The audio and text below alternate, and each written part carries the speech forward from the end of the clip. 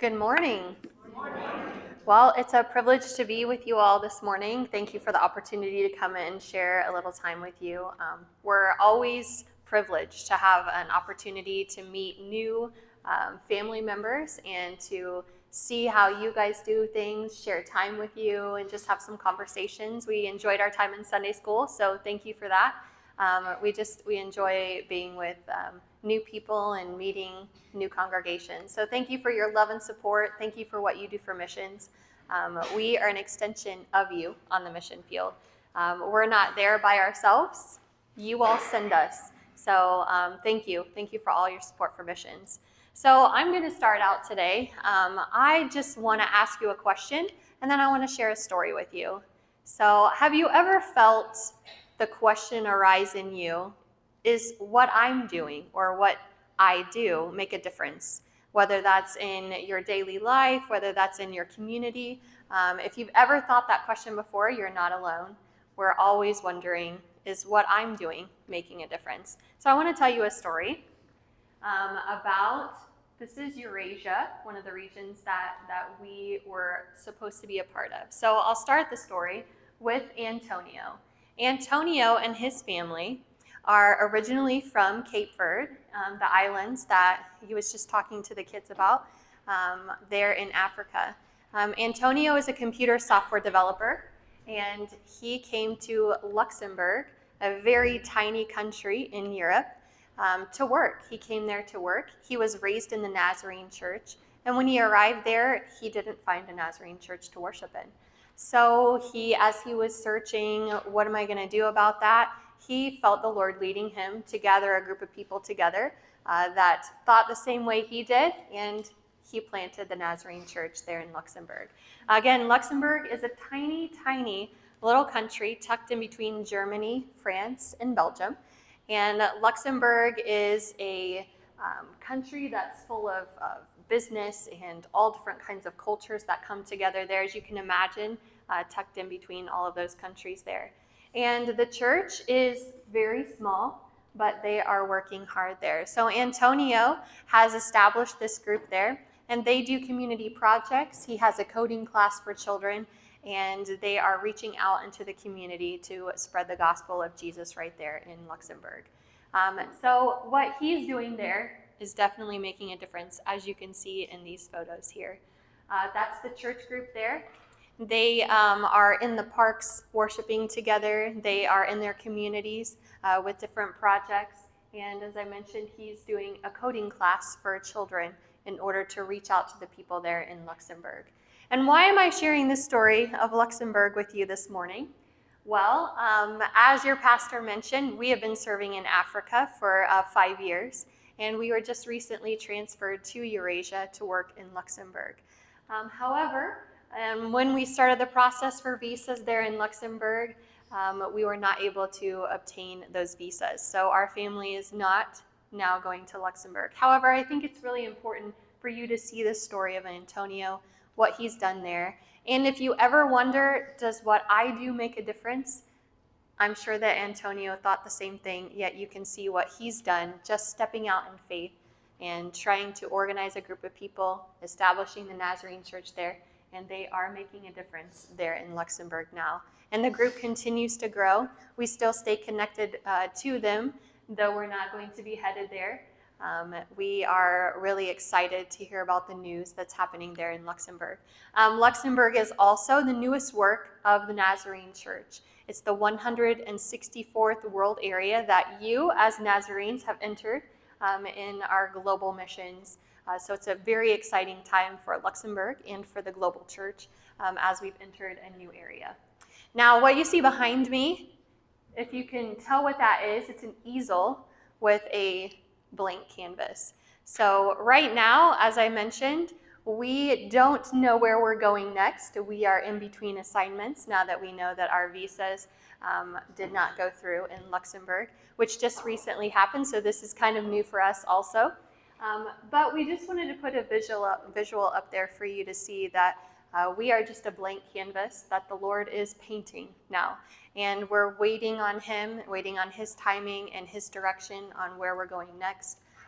But we want to be faithful and follow his call in wherever he's going to lead us next in our ministry. So Camilo is going to share a little bit about where we've been in Equatorial Guinea and some of the things that we did there. But we just wanted an opportunity to tell you about a New World area that we're connected to, and now you are also, and just let you know of the faithfulness of the Lord. And thank you also for an opportunity to be here with you and to thank you for what you're doing for missions around the world.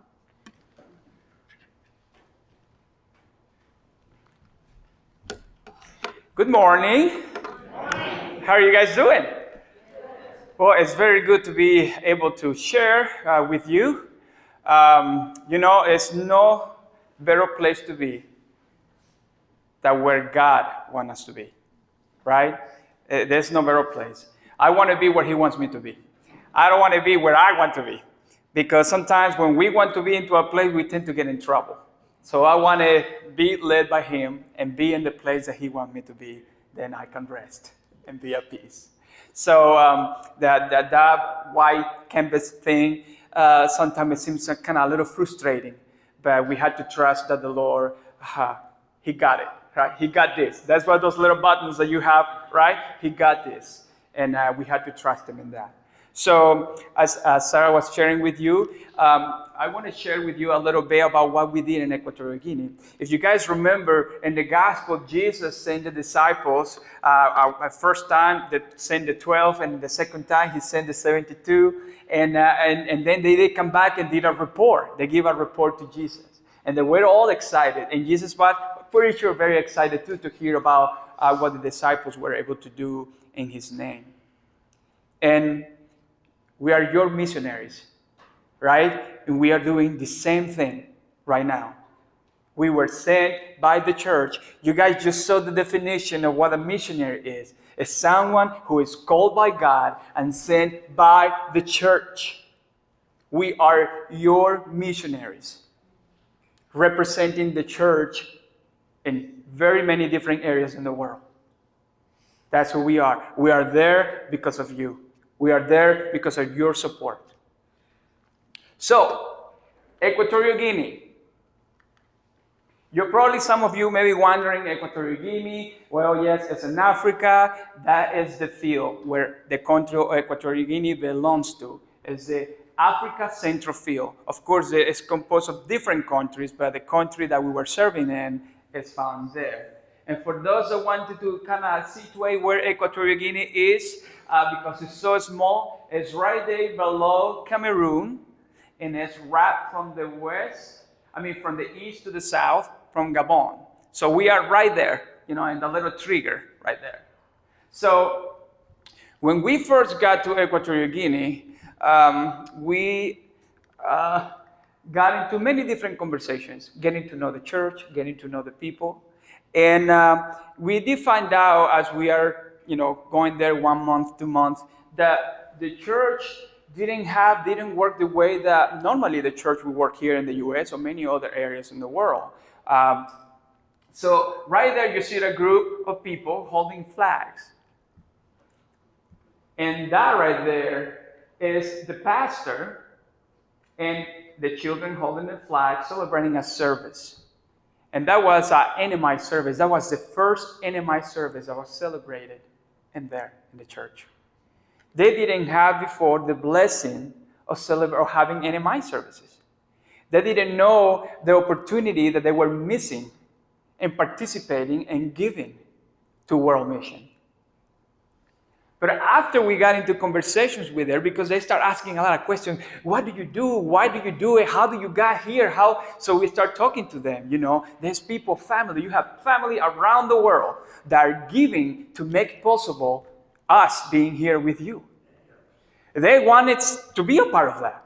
So that is the first NMI mission service that we celebrate over there in Equatorial Guinea with them. And those were the flags that represent those that invested in the church there in the country. That is the pastor, who is the superintendent too, and his wife. They were a little bit nervous. They were kind of like, I don't know, we know how to do this, but they were able to do it, and the church was very excited. They were so excited about that service, they were asking, when are we doing this again? They were able to collect an offering for the west, War Evangelism Fund. And that took us to create the first mission council over there, which will take us to the second service, NMI service. See, that is the church having the opportunity to participate in something bigger than themselves. Right? And that's me. They convinced me in the second service to speak and to speak a little bit about missions. That right here, you're wondering, oh, that looks like it's school supplies. Yes. Those school supplies came from one of our partners. And I want to connect this to the question that Sara asked you when she was sharing. And is, have you ever wondered if what you do makes a difference? Yes, it does. This was one of our church partners. They asked, how can we help? And they said, well, we have pastors' kids who need help, in buying school supplies. So they took that need and they share it in the church and they celebrate it. They have a BBS and allow the children to participate in an offering to help the pastors' kids to purchase school supplies. So an opportunity was presented in front of them, and they took that opportunity to serve, to make the difference in someone else they had never met before. Never met before. Here are all the pastors' children right there, enjoying their new school supplies. This right here is me trying to explain to them about the evangelism cube, the soccer ball, and all the materials that we use in the Jesus Film ministry. That started right there with a half an hour, okay? And they start asking questions and more questions. And that half an hour took us to 45 minutes to 1 hour every Sunday after service in the afternoon. And then the hour wasn't enough to answer those questions that they have. We had to move it to an hour and a half. And then to 2 hours. And they were faithful to come every Sunday. And then to 3 hours. They were curious. They wanted to know what was their purpose as a church in their community. And what can they do to make a difference. It's amazing. That right there is one of the biggest, greatest ministry that the Church of the Nazarene in Equatorial Guinea has. And that is a school. They have over 1,000 children that come into that Nazarene school.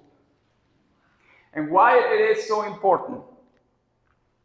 It is important because one of the number one jobs that a person that goes to school and finish high school goes to go and seek is to be a military or a policeman. And there are other jobs, but those are pretty much the number one jobs. Now imagine the impact that this school has in the country if we can duplicate that times 5 or times 10. This is over 1,000 children that live in a community. The country of Equatorial Guinea has a population of 1.6 million people. That's not a lot of people in a country.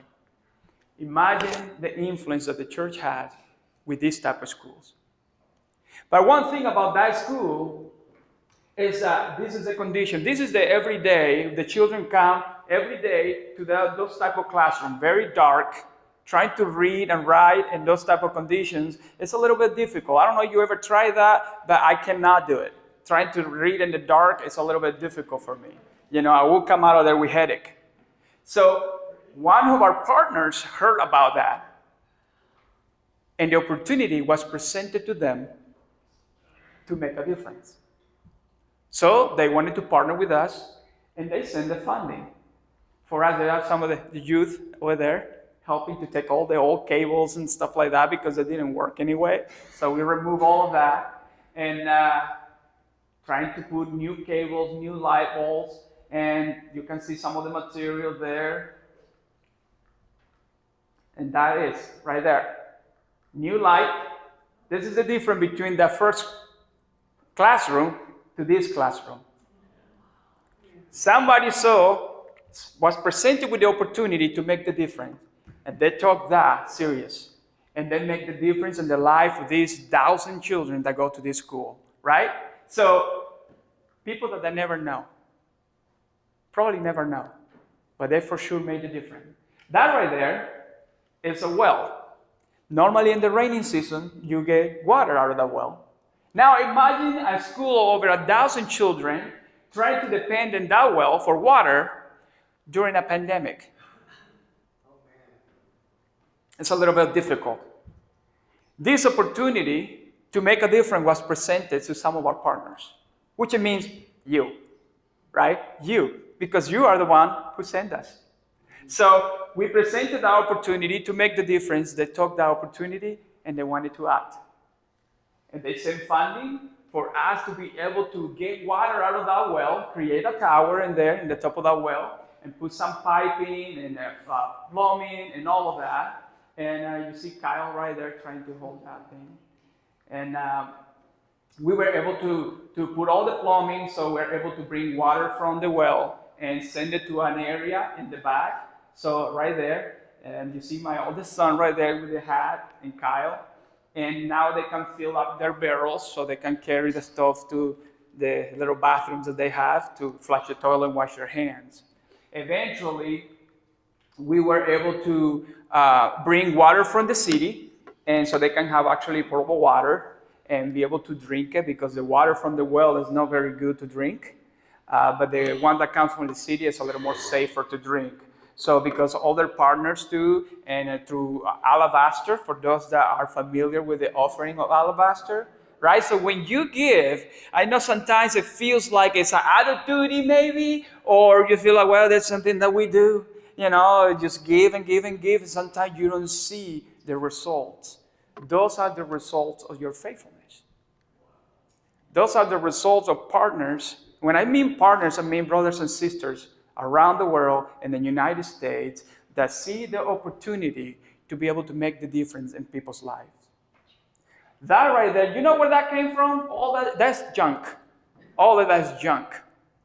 And that's in the school where the main church is, over there. And over there in that second floor right there, that's the pastor's office right there. But beside that, there's a big room. I mean, not that big, but it's a pretty good-sized room. And all that junk and trash came. That's the team that was helping us to clean up all that junk. And that came out from that room. And that room became something really wonderful that brought transformation to the life of the leaders of the Church of the Nazarene in Equatorial Guinea. See, while we were there, Sara was working with the region over there in Africa, the office in the region, to create a partnership. Why? Because Equatorial Guinea is the only country in Africa that speaks Spanish, that the official language is Spanish. So with that, the theological education that you can find normally is French or English. So it doesn't help, the people in Equatorial Guinea cannot receive that type of education when they don't have the materials in their own language. So Sara started working with a partnership with the seminary in Argentina, where they can find the materials, they can study, take courses, theological courses, not just to get ordination or to get a certificate, but to get a bachelor's degree in theology. But how this is going to happen? I mean, how are they going to bring teachers from another country to Equatorial Guinea? Alabaster. The offering of alabaster that you faithfully give every year make the difference.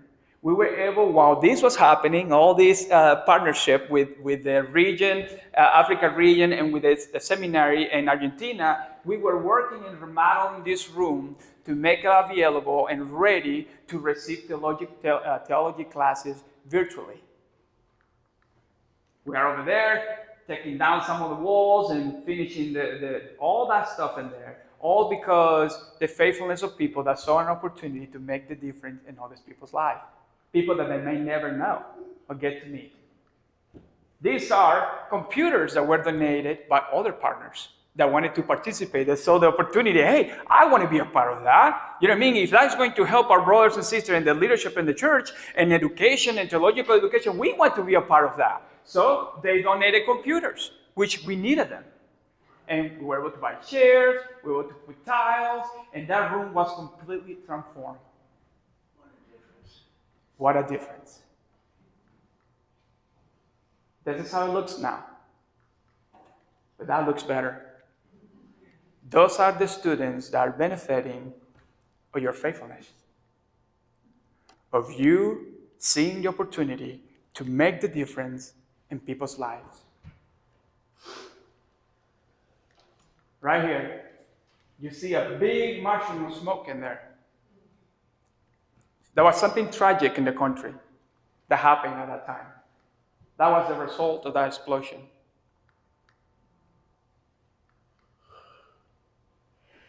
It was an explosion that happened in the military armory, and about 200 people lost their life. Thousands got wounded. Many of them ended up in the hospital. They lost limbs and all kind of different things.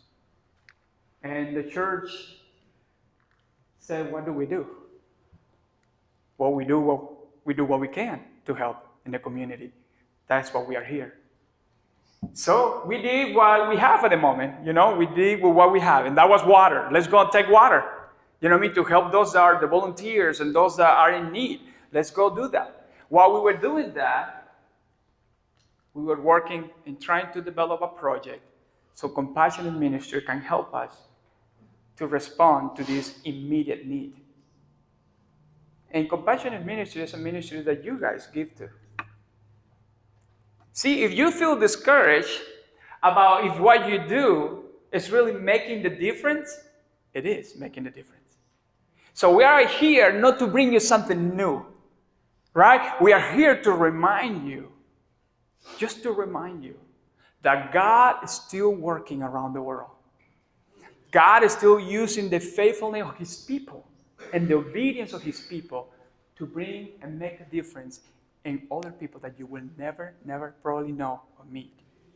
So through that, through the help of Compassionate Ministry, which is you, and the partnership with another organization that saw the opportunity too, they had nothing to do, with the Church of the Nazarene. It was another non-profit organization in Germany that saw the opportunity, and they contacted us, hey, we want to be a part of that. So they partnered with us too, and we were able to adopt about 30-some families for a long period of time. Because as you know, when disasters like this happen, everybody wants to help in the first week, and the second week, and then things kind of wind down.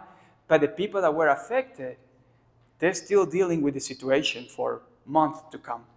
So we wanted to develop something that we will help these people. Maybe we cannot help all of them, but we can help some of them and impact their life and make the difference in their life. So they can see what? So they can see how good God is. Because after all we do is, in the end, is to glorify God.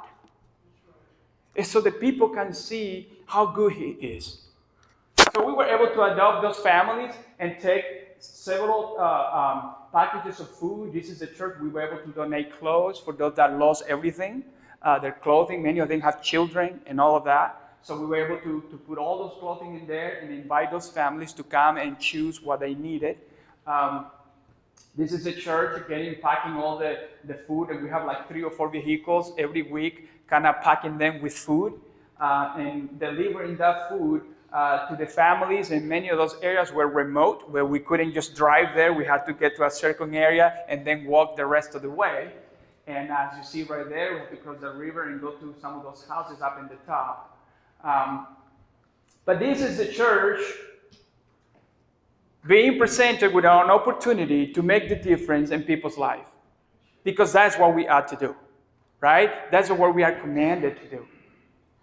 Those were some mattresses that we were donating to them too, because many of them, their roof, because of the explosion, their roof completely just blew off, and it rains all the time there. So they pretty much lost everything. So these were medical supplies that were donated to the hospital, because there was so much people coming into the hospital that were overwhelming in the system pretty much. They didn't have enough medical supplies to help everybody. So we were able to donate about $10,000 in medical supplies to the hospital right there, and so they can help the people. And of course, you see the young people in the church, they wanted to be a part of that. They had never experienced something like that.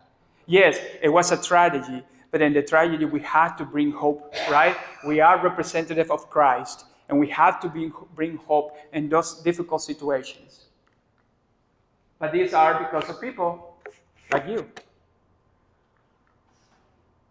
We also were able to donate construction supplies. Some of them, their doors were broken, windows, and some of their houses actually just completely fell off. And some of their houses are not that well. So we were able to donate some construction supplies. And this is a team that mostly was with us every week. All of them is smiling. You see that all the time in them and their faces. They were joyful that they were able to help their community that way. And then we have that. So, with all that said, we are here not to tell you something new. We are here to report to you that God is still at work. God is doing what God does best, and that is to bring transformation in people's lives. But see, something interesting about this plan that God has for all of us, children, teenagers, young people, older people. There is no limit in the age. And I always say for the elderly people that are thinking that they are retired, there is no retirement in the kingdom of God. It doesn't matter how old of you, if you can speak, God can use you. If you can move, God can use you. There is always a place for you in the kingdom. Always.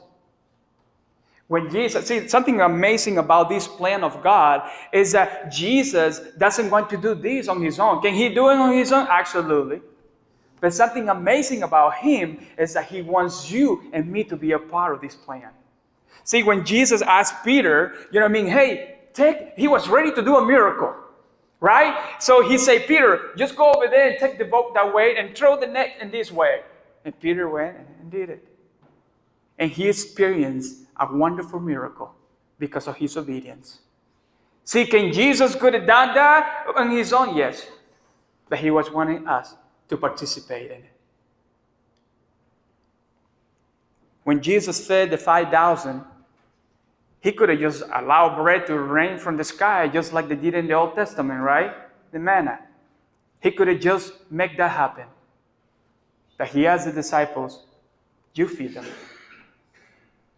You feed them. See, Jesus is always presenting opportunities to all of us because he wants to be a part, you to be a part of his plan, of his ministry.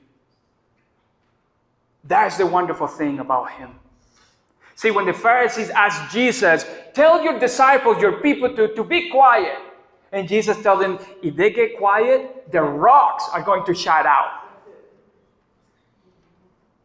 He wants us to be a part of what he's doing. When Jesus fed the 4,000 later on, he then asked again the disciples, you feed them. But he never let them alone. He always was there providing. He just wants us to be a part of that. When Jesus sent the disciples, the 12, and then sent the 72, he was providing an opportunity so they can see how great God was.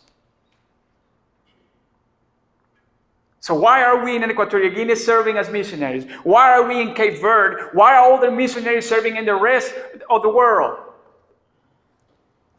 Because God, through his church, through you, has created and presented opportunities for your missionaries to serve. And then your missionaries present opportunities to the rest of the church, like in Equatorial Guinea, so then they can serve their community. And the end goal is, so the name of the Lord, the name of God, be glorified. So if you're wondering if what you do is making a difference, I hope that you have found the answer today. Yes, what you do makes a difference. And if you feel that you are not there yet, if you are not ready, you are not doing it, we encourage you to do it and see what God can do. God wants to use you, God wants to use me to do His wonderful work. He's going to do it anyway. But He wants you to be a part of that. So thank you. Thank you for your support. Thank you for your prayers. I was looking over there in the hallway and I saw a little certificate there that said Church of Excellence. Because you are a giving church. Because you see opportunities and you take those opportunities to bring the difference in other people's lives. Pastors were sharing about those activities that you guys have with the children. There are long days, yes, but those are days that are invested in the life of people who wish we want to bring the difference. We want them to know God. We want them to know Jesus. We want them to be transformed the same way that you and I were transformed by the power of Jesus. So thank you so much for your support and for your prayers, and we encourage you to continue supporting your missionaries, to continue giving alabaster offering, to continue giving to the Nazarene Compassionate Ministry, to continue partnering with other missionaries around the world. I heard too that you guys partnering in Romania. You are bringing the difference to those people over there, even that you don't know them. Anywhere that you see, try to seek for opportunities where you can engage with and you can bring and make the difference in those people's lives. Thank you so much, and God bless.